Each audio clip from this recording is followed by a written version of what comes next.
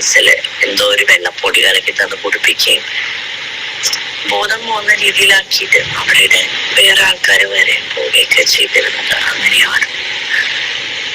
ഒരുപാട് ശാരീരികമായിട്ട് ഉപദ്രവിക്കും.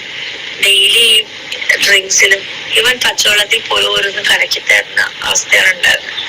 നമുക്ക് പ്രതികരണ ശേഷി നഷ്ടപ്പെട്ട ഒരു ഫീലാണ് അവിടെ ഉണ്ടാവുക. കൂടാതെ എന്റെ വീട്ടിലേക്ക് വിളിച്ചിട്ട് എന്റെ ഫോൺ ഇവർ കൈക്കലാക്കിയത് പ്രകാരം എന്റെ വീട്ടിലേക്ക് വിളിച്ചിട്ട് ഞാൻ ഇവിടെ ഇല്ലീഗൽ ആക്ടിവിറ്റീസ് ചെയ്യുവാണെന്നും എന്നെ ഒഴിവാക്കണം എന്നുള്ള രീതിയിലും ഇവര് എന്നെ കുടിപ്പിച്ച് ഓരോന്നും ചെയ്യുന്ന ഓരോ ആണുങ്ങൾ വരുന്നതും അതും ഇതെല്ലാം ആയിട്ട് ന്യൂഡ് ഫോട്ടോസ് എടുത്തിട്ട് എന്റെ വീട്ടിൽ. ഇപ്പോൾ വരുന്ന ഞെട്ടിപ്പിക്കുന്ന അല്ലാത്തതുമായ വാർത്തകളിൽ മിക്കവാറും പ്രതികളായവരിൽ ഒരാളെങ്കിലും സ്ത്രീ ഉണ്ടാവും. ഈയിടെ വന്നേക്കുന്ന ഒരു വാർത്തയിൽ സ്ത്രീകളാണ് കൂടുതൽ പ്രതികൾ. അത് നിസ്സാര കേസല്ല, മനുഷ്യക്കടത്ത്. സ്ത്രീകളെ മോഡലിങ്ങിന്റെ പേരിൽ വിദേശത്ത് എത്തിക്കുകയും അവരെ ലൈംഗികമായി ഉപയോഗിക്കുന്നതിന് മറ്റുള്ളവർക്ക് കാഴ്ചവെക്കുന്നതിനായി കൊടുത്തു. 5 പ്രതികളിൽ 3 സ്ത്രീകളാണ് ഈ കേസിൽ. എന്താലേ കാലത്തിന്റെ ഒരു പോക്ക്. സ്ത്രീക്ക് പാര സ്ത്രീ തന്നെ. പച്ചമലയാളത്തിൽ പറഞ്ഞാൽ കൂട്ടിക്കൊടുപ്പായിരുന്നു. അലീന, മഞ്ജിമ, സിന്ധു. ഇതിൽ സിന്ധുവാണ് പ്രധാന പ്രതി. അലീന എന്ന സ്ത്രീ സോഷ്യൽ മീഡിയയിലേക്ക് സജീവമായിരുന്നു. അവർ സോഷ്യൽ മീഡിയ വഴിയാണ് പരസ്യമൊക്കെ കൊടുത്തുകൊണ്ടിരുന്നത്. മോഡലിങ്ങിന് പെണ്ണുങ്ങളെ ഇങ്ങനെ വിദേശത്തേക്ക് കൊണ്ടുപോയി എടുക്കുന്നൊക്കെ പറഞ്ഞ് സെലിബ്രിറ്റികളൊക്കെ വെച്ച് ഇതിനായി പരസ്യം ചെയ്തിട്ടുണ്ട്.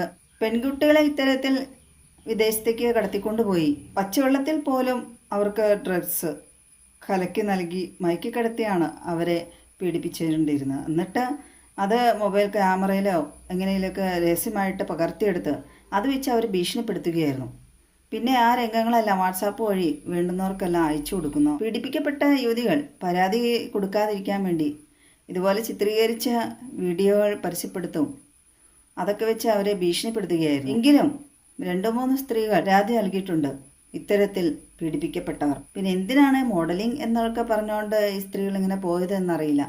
വേറെ എന്തെങ്കിലും ജോലിക്ക് പോയാൽ പോരായിരുന്നു. മോഡലിംഗ് ഒക്കെ വേണമെങ്കിൽ നാട്ടിലും ഉണ്ടല്ലോ. ഇത്തരത്തിൽ പരാതി നൽകിയ ഒരു പെൺകുട്ടിയുടെ ഫോൺ സംഭാഷണമൊക്കെ വാർത്തകളിൽ വന്നിട്ടുണ്ട്. ഇപ്പോൾ സോഷ്യൽ മീഡിയ വഴി പലരും വഞ്ചിക്കപ്പെടുന്നുണ്ട്.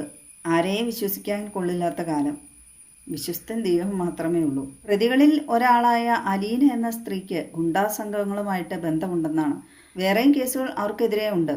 അവരുമായി ബന്ധപ്പെട്ട ഇത്തരത്തിൽ ഒരു ഗുണ്ടയെയും അറസ്റ്റ് ചെയ്തിട്ടുണ്ട് പോലീസ്.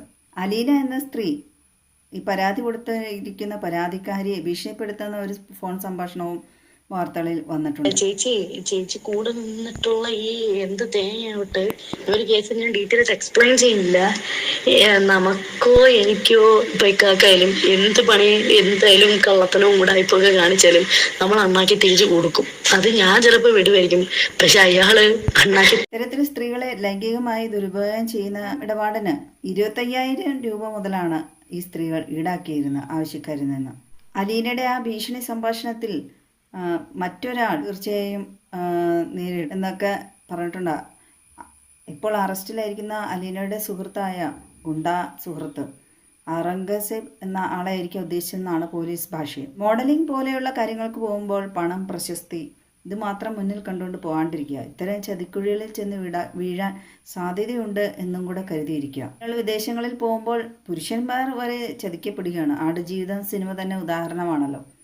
അങ്ങനെയുള്ള സ്ഥലത്ത് സ്ത്രീകൾ എത്രമാത്രം സുരക്ഷിതമായിരിക്കുമെന്ന് നമുക്ക് ഊഹിക്കാവുന്നേ ഉള്ളൂ. അങ്ങനെ പോയപ്പോൾ കുടിക്കുന്ന വെള്ളത്തിൽ വരെ വിശ്വസിക്കാൻ പറ്റാത്ത രീതിയിലായിരുന്നു ആ പെൺകുട്ടികൾക്ക് ചതിക്കുഴികളിൽ അകപ്പെടേണ്ടി വന്ന. എന്തിന് വിദേശം? ഈ നാട്ടിൽ തന്നെ എന്തെല്ലാം സൂക്ഷിച്ചാലാണ് ജീവിക്കാൻ കഴിയുക. ഒരുപക്ഷെ സോഷ്യൽ മീഡിയയിലെല്ലാം ഈ പ്രതികളായ സ്ത്രീകൾ ഇടുന്ന വേഷങ്ങളോ അവരുടെ കട്ടകളൊക്കെ കണ്ടപ്പോൾ പറ്റിക്കപ്പെടുകയില്ല, യഥാർത്ഥമാണ്, വിശ്വസിക്കാൻ കൊള്ളാമെന്നൊക്കെ വിചാരിച്ച് ഒരുപക്ഷെ കെണിയിൽപ്പെട്ടായിരിക്കാം ഈ വിദേശത്ത് ഇത്തരത്തിൽ പോകപ്പെട്ട സ്ത്രീ. ആണ് പറയുന്നത്, മിന്നുന്നതല്ല പൊന്നല്ല. ആ പെൺകുട്ടികൾക്ക് മാനം മാത്രമായിരിക്കും നഷ്ടപ്പെട്ടിട്ടുണ്ടാവുക, സാമ്പത്തികവും നഷ്ടം വന്നിട്ടുണ്ടാവും. കാരണം വിദേശത്തേക്ക് പോകണമെങ്കിൽ വെറുതെ ആരും കൊണ്ടുപോകാൻ സാധ്യതയില്ലോ. അവരെ ഇതുപോലെ വിദേശത്തേക്ക് അയച്ച ആ വീട്ടുകാരുടെ അവസ്ഥ ഒന്ന് ഓർത്തു നോക്കൂ. വിദേശത്ത് എന്തെങ്കിലും ജോലിയോ എന്തെങ്കിലുമൊക്കെ ആയിട്ട് പോകാൻ തീരുമാനിച്ചിട്ടുള്ളവരാണ്. നിലവിൽ ആ രാജ്യത്തെ സ്ഥിതി എന്താണെന്ന് വാർത്തകളോ എന്തെങ്കിലുമൊക്കെ സെർച്ച് ചെയ്ത് നോക്കി മനസ്സിലാക്കി. ഇപ്പോൾ മനസ്സിലാവും നമ്മളെ കൊണ്ടുപോകാൻ വേണ്ടിയിരിക്കുന്ന ആൾക്കാർ നമ്മളെ വഞ്ചിക്കാനുള്ള ആൾക്കാരാണ് അല്ലേന്ന്. പ്രത്യേകിച്ച് ഇപ്പോൾ ഗൾഫ് മേഖലയിലൊക്കെ യുദ്ധം നടന്നുകൊണ്ടിരിക്കുകയാണ്. പല പ്രവാസികളും മടങ്ങി വരുന്നു, പല പല സംഭവങ്ങൾ ഉണ്ടാകുന്നുണ്ട്. ബുദ്ധിമുട്ടിലാണ് പ്രവാസികൾ കൂടുതലും അവിടെ.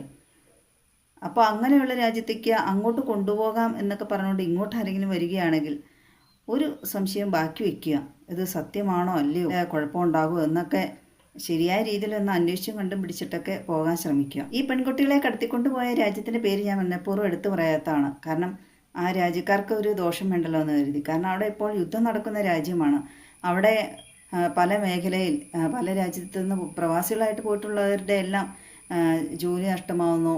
പല മേഖലകൾ അടച്ചുപൂട്ടി പല പല പ്രശ്നങ്ങളുണ്ടായിട്ടുള്ള സ്ഥലമാണ്.